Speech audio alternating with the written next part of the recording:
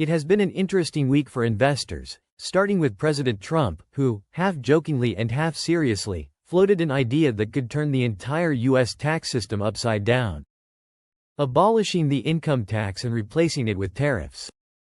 **** sounds crazy, right? Or maybe it's genius? Well, we'll get into that. But that's just the start of this wild financial week.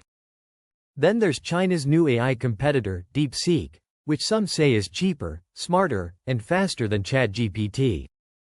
I covered that in a previous video, link in the description, but the real shocker this week came from none other than Jerome Powell, chairman of the Federal Reserve. Powell just dropped a bombshell. Inflation? Still a problem. He expects it to be a problem through 2025. And he warned that tariffs could make inflation even worse. Because of that, he's refusing to cut interest rates. Yes, that means no relief for mortgage rates, no relief for credit card debt, no relief for businesses struggling with higher costs. So what does this mean for you? Your wallet? Your future? And what the heck does it have to do with Trump's radical tax idea? Let's break it all down. Alright, let's start with Powell. He says inflation is not dead, it's just less bad. But here's the key: inflation compounds. It's not like the high prices of 2021, 2022, and 2023 just disappear. Those years stack on top of each other. So even if inflation is lower today, your purchasing power is still weaker than it was 4 years ago. And while Powell says the labor market is strong, here's what they won't tell you. Americans are spending money they don't have. Credit card debt is at record highs. Savings rates are at record lows. And wages? Sure, they're rising, but not fast enough to make up for years of lost buying power. If you were hoping for a return to 3% mortgage rates, forget it. Powell is saying, in so many words, that Trump's pressure for lower interest rates won't change a thing. The Federal Reserve isn't budging. Now let's get to Trump's radical idea. He says we should abolish the income tax and fund the government through tariffs instead.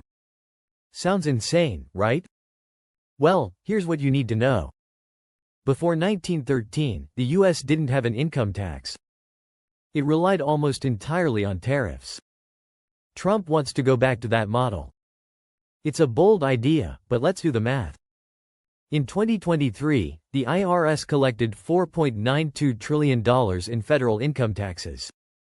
That means if we switch to a tariff-based system, we'd need to generate that same amount of revenue from import taxes. Who pays that tax? Well, businesses do, but then they pass the cost on to you.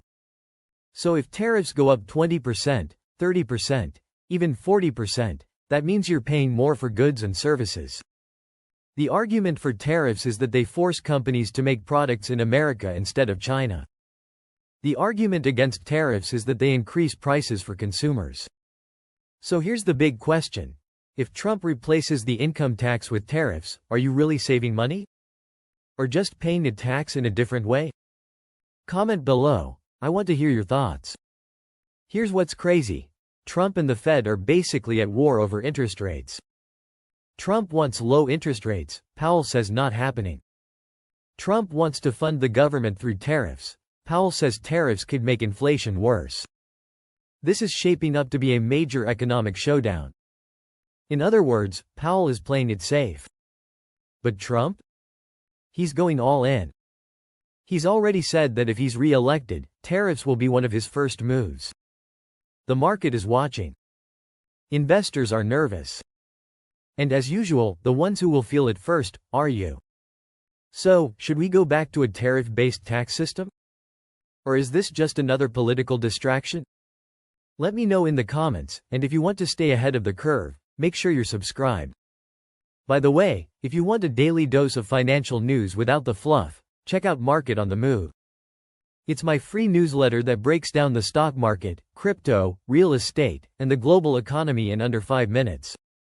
We have hundreds of thousands of investors reading every day, and if you don't love it, you can unsubscribe anytime, because it's free. Thanks for watching, and I'll see you tomorrow.